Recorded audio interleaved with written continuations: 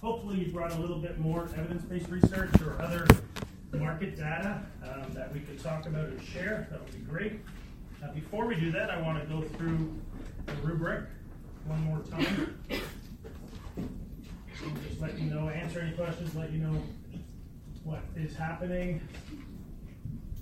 Answering the question, did the students show a clear understanding of the issue at hand? And was their report focused in answering the question? I'm going to go back to this today and spend a little time.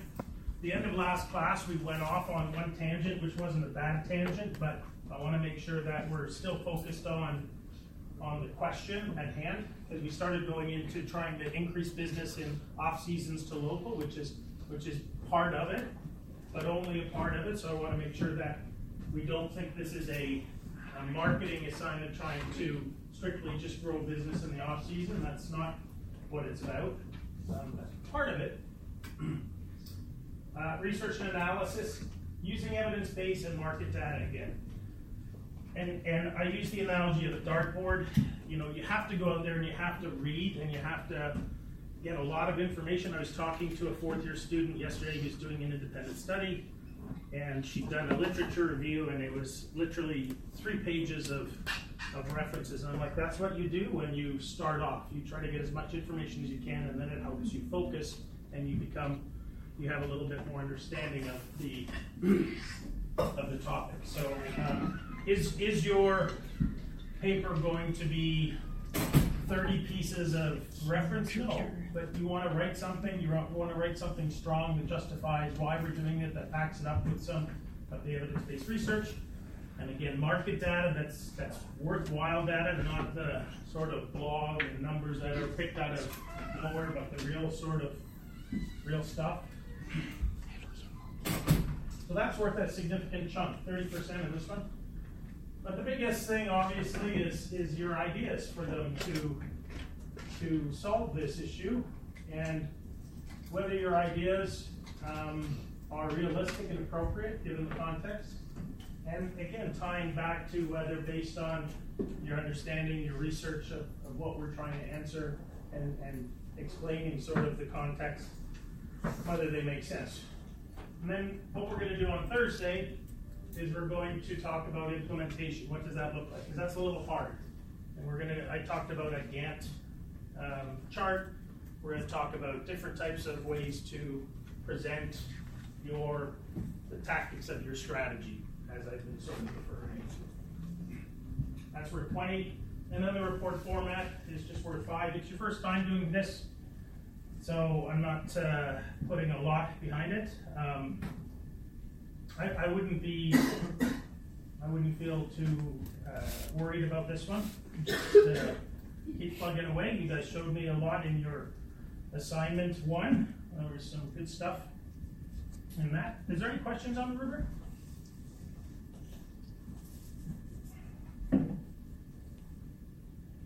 I did go through, I think, last class just a little bit on what a formatted paper might look like. You remember that? I sort of gave you an outline of what it might look like. So again, that might be safe to use for this time. You might want to do it a little differently. Absolutely. It's just a thought. Okay, so how are you? Good. So I want to we're going to start off with the Instagram account. That's one thing I need to figure out was which one did I go with first. 他儿子长得好可爱。 So this is the CN Tower.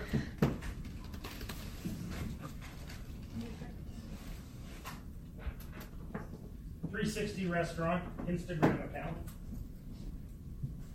And let's just look at these posts. Someone had mentioned they have 100 followers. What is this post telling you here with the strawberries and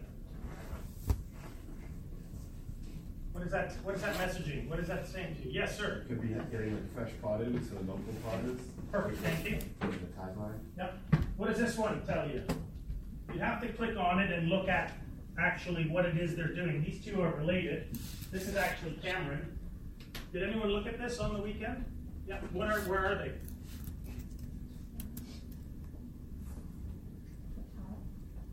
It's a tartare. It's a bison tartare, but they're at an event.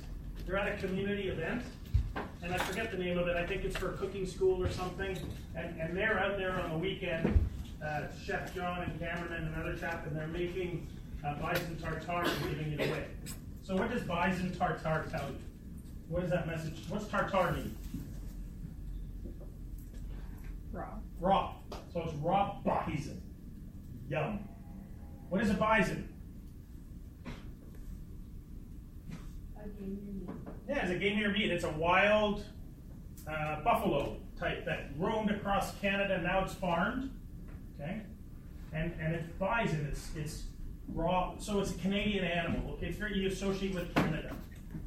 Okay, and tartare is if you make tartare, you're really working at a higher level of cuisine. So let's go down and see the next one. Next to you.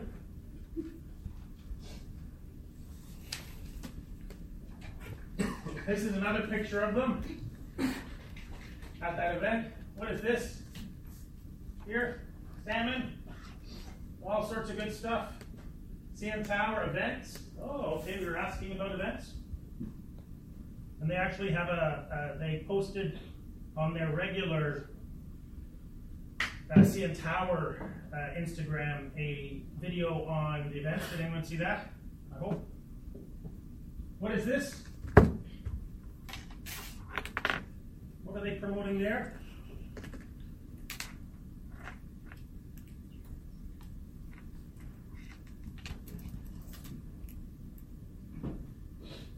House here. Yeah, and it's locally produced for them. Good. What is this? It's a local wine produced in Niagara. What is this? Pop-up farm they did at Pristine Gourmet, which is a local something or other. Those 4 pictures are of seafood, and what are those little blue buttons indicating? Did anyone read that? Ocean Wise. Okay, so this is them saying, we only source recommended sustainable seafood.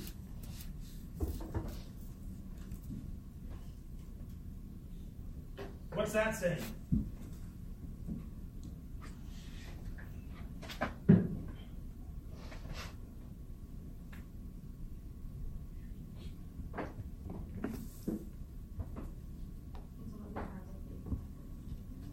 Okay, it could be. Let's see.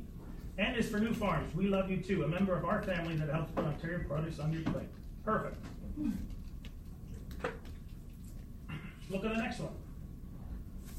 CN Sour from Mascot Brewery. Another beer for them, produced locally. Here's one that's a little off the mark. This is a latte. That's it.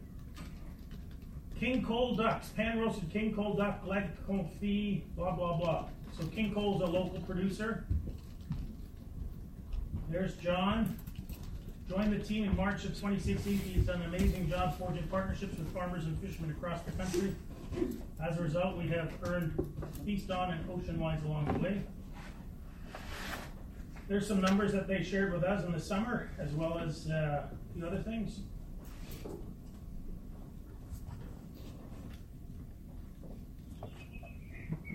Rosewood Winery producing a mead. Is it a mead? It is a honey mead, which is honey wine, smoked.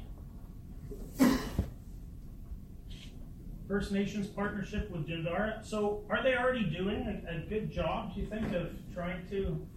They haven't waited for you. This is the last few months they've started pushing out on social media these sorts of things, right? What if you just went on that social media account and followed them, what impression would you get of the CN Tower now?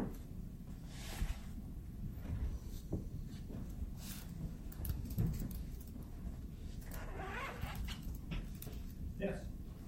It's evident that they do support local events and that their food is also supporting the community. Mm-hmm. So they're involved in the community, they're supporting local, right, with their food. It tends to be a lot about the food, right? A lot about the food, which isn't a bad thing. Do people look at Instagram to see pictures of biodigesting orca food waste machines? Well, maybe not, right?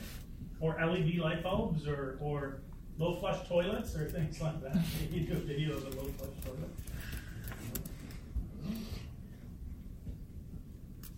Okay, so that's Instagram. Now I want to show you two videos. Hopefully you guys watched this one. This is from a couple years ago. Before John and Cameron. This is from 2015. This is Peter George, who is the chef, who's now the director of food and beverage. So get an impression. I'm going to ask you what you think of this video.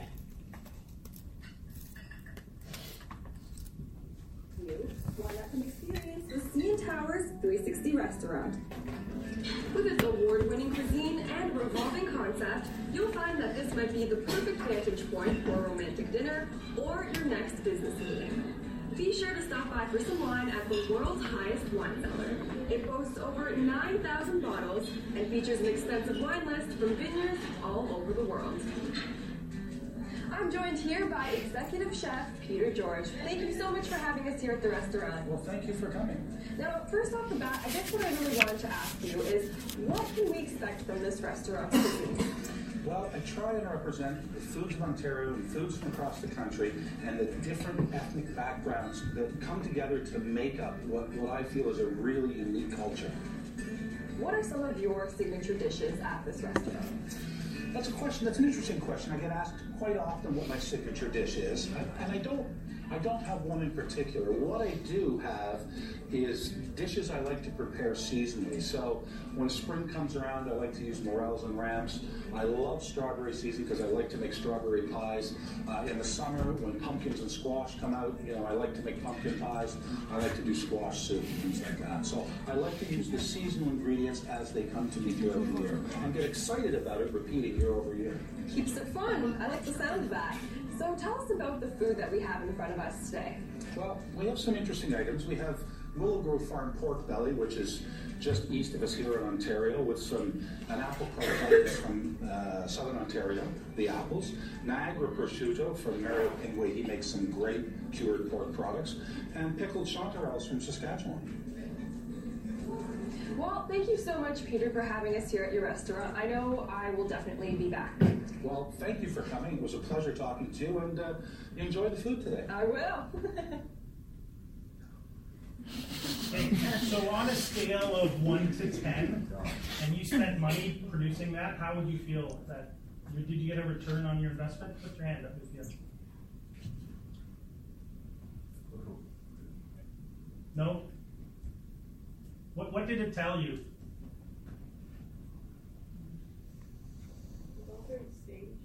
Very staged.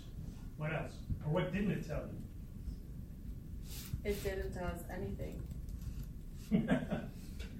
Yeah, other than he's the chef and he buys some food from across Canada, and there's something about representing cultures, and they show Chinatown and then some Brazilian soccer fans, right? Let's just show some random ethnic stuff. Throw it in there, right? For diversity, and right? And they have this very generic vacay TV.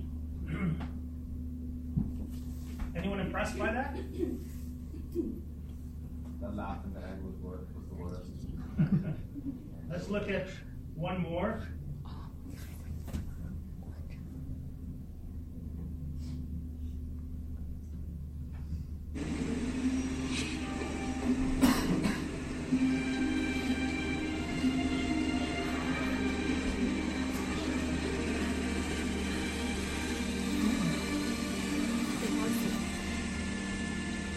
It's been an amazing journey.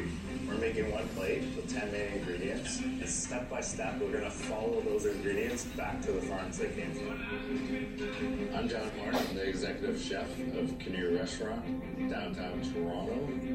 My love for cooking came from being around it growing up. My grandmother was a fantastic cook. I got the opportunity to spend a lot of time on a farm when I was younger. And for me as a chef and a cook, it gives me a lot of respect. To me, it's important to know where everything's coming from. I want to know where my beef's based on. I don't want to just go and grab a package and be like, I'm happy with that. I want to know that animal's had a good life. That's why I'm on this journey, is because that's important to me to learn about that stuff.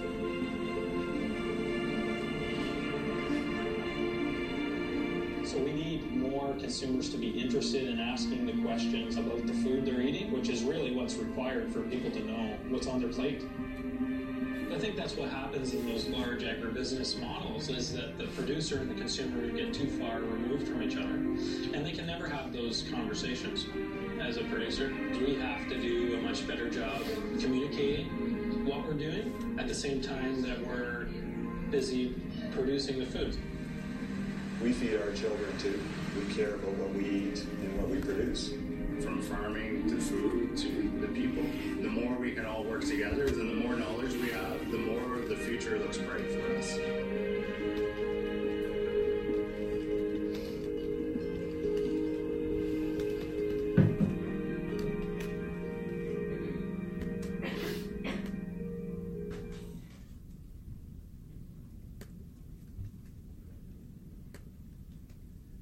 So it's a little unfair I show that somewhat, because what is that? Did anyone catch it? Canoe? It's Canoe, yeah. It's a trailer for a movie, a professionally done documentary by a CD student. Okay, that was shown at TIFF, right? It's called Before the Plate. I forget the chap's name, he's in fourth year, he's marketing and economics or whatever. Pretty cool, eh? Does anyone know him? Yeah, what's his name? Like, or the student or Yeah, John? student. No, I don't know the Oh, student. okay. So what's that about? What did that message to you? What you're eating, where you're coming from, who's making it for you, and why you're going to enjoy it. Perfect. What else? That's great. What? Yep. It wasn't so much about a call to action for Canoe as it was more or less a social movement that's currently taking place in regards to being aware of where our food is coming from. Absolutely. But I mean- but what came through about Canoe in that? What would you feel about going to Canoe now? So like the values that they hold go deeper and beyond just what they're serving you in like that hour or two that you spend at their restaurant. Absolutely.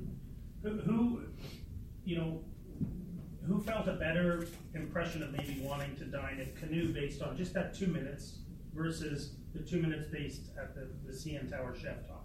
Who would have chosen the Canoe thing? Okay, so most of you, right? And that is just a quick little talk about messaging, right? Because that's what we're talking about, right? We're talking about messaging, and I just wanted to show you that there's different things you message. The first one we really didn't get much out of. The second one we're now talking about values and feeling better about knowing where our food's coming from. A lot deeper, a lot more impactful, a lot more interesting. The second one. Who zoned out on the first one after the first 20 seconds? Yeah, I've seen it a few times, but it was like, okay, I've seen 5 million of these, and they all look the same, right? So, interesting. I just wanted to get the blood flowing from you guys, and we'll refer back to those things in a sec, but I wanted to get back to, again, to this idea of nailing down the question, making sure we're on target. When we first identified the question, what were some of the words we used? We had a list up here.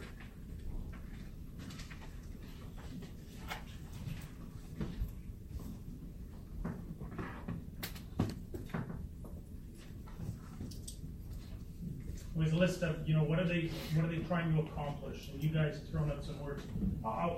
Brand and reputation. Do you remember that talk? Yes. And I think we had learned that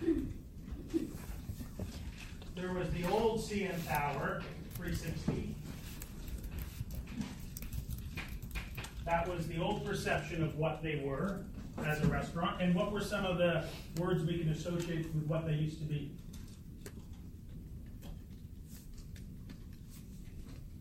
Assembly line. Assembly line? Microwave. Microwave, excellent.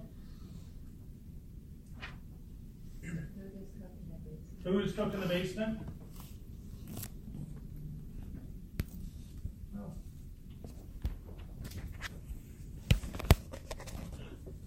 Where did they stage that interview with the chef? What was in the background? The city, the view, right? About the view. They used to promote romantic dinners, the view, CN Tower, that sort of thing. What did they tell you in that video about the wine? This kills me. What did they tell you in that video about the wine? They just said it was from all over the world. All over the world, and it's also, and this is, they boast this on their website, the world's highest wine cellar. Who cares? Thank you. Really, what does that mean, the world's highest wine cellar? It means that they're under more pressure. If anything, it means you're not selling enough wine. Okay, there you go. It's like more about the novelty than the actual revenue. Excellent. More about the novelty of it's the tallest, it's the highest. So that's the old. Are they worried about the size of the wine cellar right now, or what are they pumping out on their Instagram?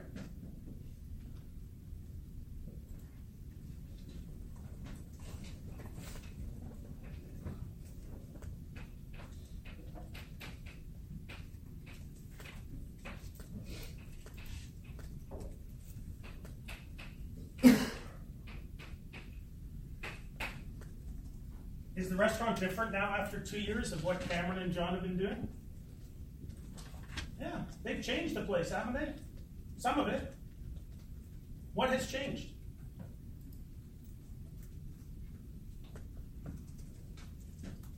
The chef before was using some Canadian ingredients. The beer selection changed. They got more certifications. Yep. They're promoting less going to the CN Tower as like a one-time trip just to see the view and more so the restaurant itself. They're trying to separate themselves from sort of that aspect of that view of the restaurant. They're doing a garden outside, which just kind of shows that they're trying to like grow their own ingredients or like they're on that path. Yeah. Yeah, I don't know. It's doing a lot of stuff. That's different. They are doing a lot.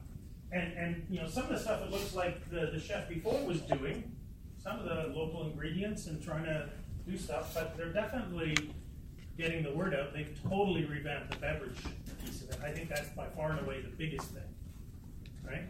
So they've sort of already got this new 360, and I think they're checking the boxes on food and bev, including some of their certifications with like Ocean Wise and Feast On. So we're doing that good stuff. They're pushing out pictures, which is not bad.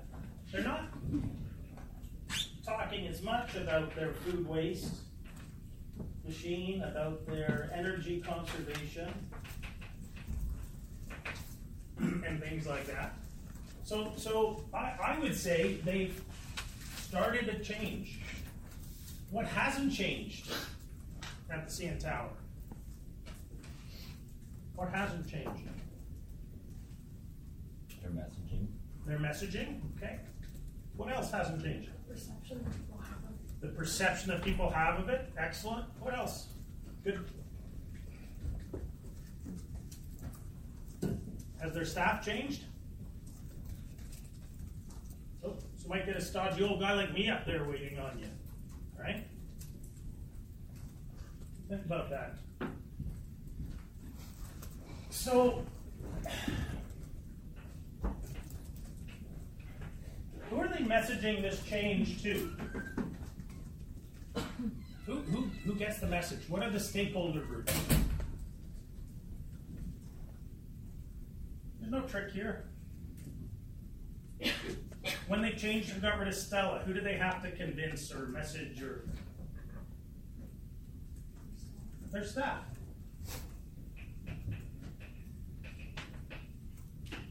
Who else? Food and bev manager and the shareholders of the actual restaurant itself. Okay, so I'm going to say the higher ups. This includes the director, the person that runs Canada Lands, the government, like all those people that are up there. Absolutely. Higher ups. Who else? Did I go there? Okay, let's divide the people that go there are customers already. They want a message to customers. Who else do they want a message to? Not customers that are already going, but future customers.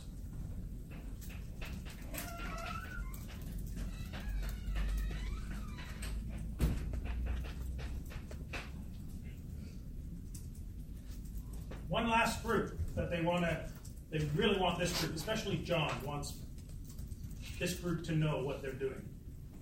Other restaurants? Okay, so the industry, Yeah. right?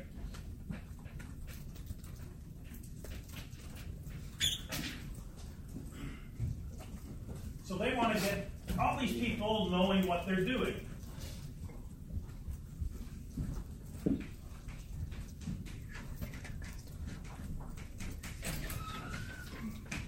What are the returns and benefits if you can message and the staff buy in and understand what you're doing and get on board and get into this whole sustainable restaurant thing? What's the benefits?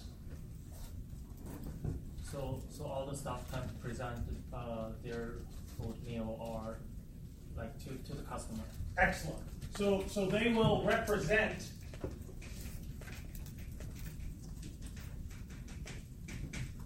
what you're actually doing.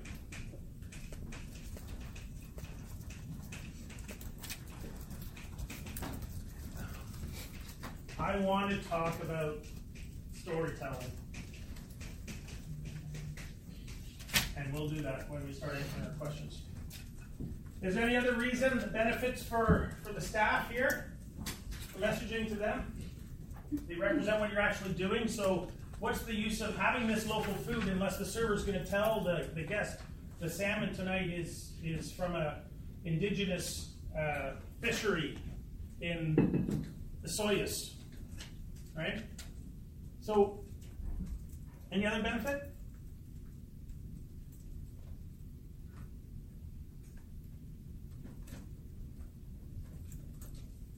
Since the people that work there are local, if they really get behind what they're doing and enjoy it, then they'll probably tell all their friends and family that they have to try it. For sure, okay? They'll feel better, okay? We talked about in that lecture I did on sustainability, on Willard's reasons for doing this. People feel that there's value match, right? So people will feel good about what they're doing. There's meaning in their work. Okay, it might be easier to hire and retain talent as well because of that. What are the benefits of these guys really showing what they're doing to the higher-ups? Someone other than Adam. This side of the room. Jamie. Maybe they'll invest more in their machine. Oh. They'll give them more money to work on these things. What else? You can show that they're bringing more revenue. Okay. And if they can show they're bringing in more revenue, what do John and Cam get? Yeah, they might get a raise, they might get recognized, they might get promoted. It shows they're being innovative, they're doing good. Isn't that true? Isn't that important to all of us? Remember when we talked about you can't take emotion out of decision making in the first class? It's not just all about the numbers. I think part of this is here you got two guys doing something different, working hard, and maybe they just want to, maybe by making sure everyone knows, they'll just be recognized a little more. Who wants to be recognized at work? No. You don't want to be recognized?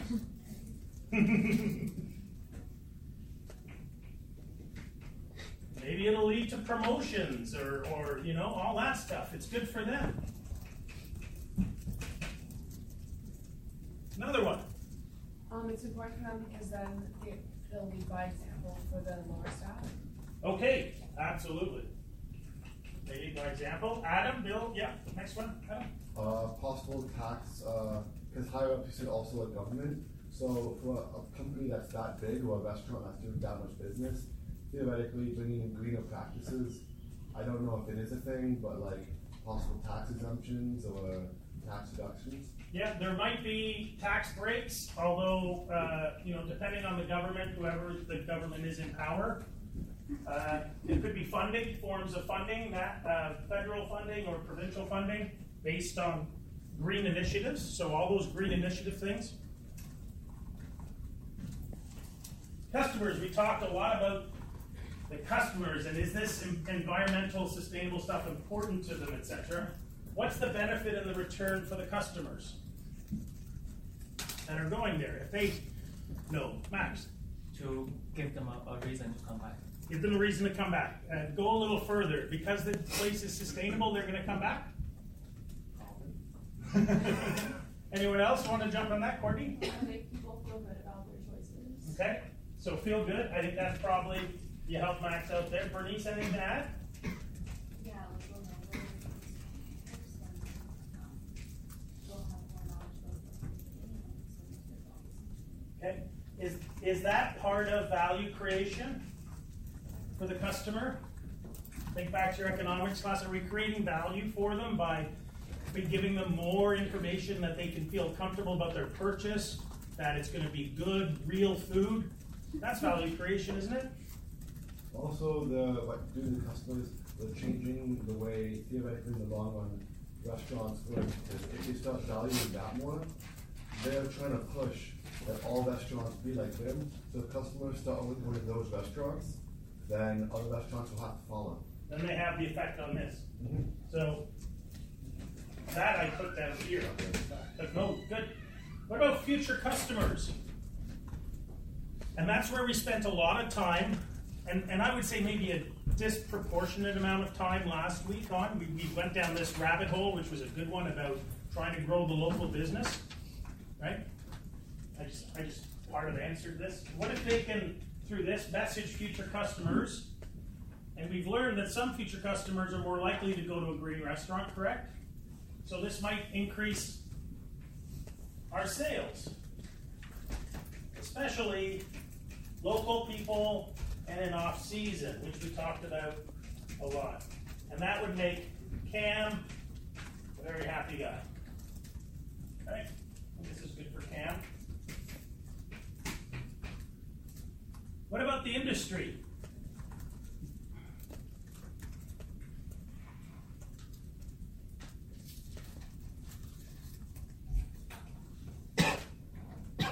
What's the return of the value created, the benefit of them becoming known in the industry, that they're this beacon of sustainability?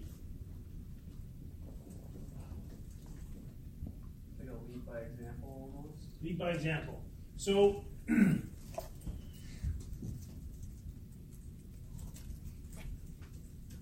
what happens to Chef John if he is seen as this great leader? What happens to him in sustainability?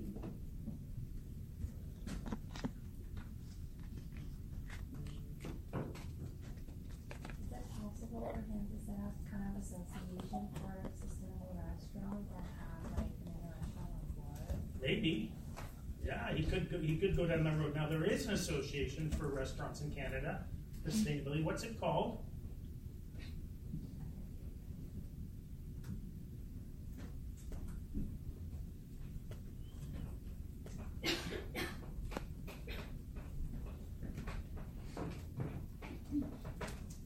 What do you think the L stands for? Leaders. What do you think the E? Environmentally.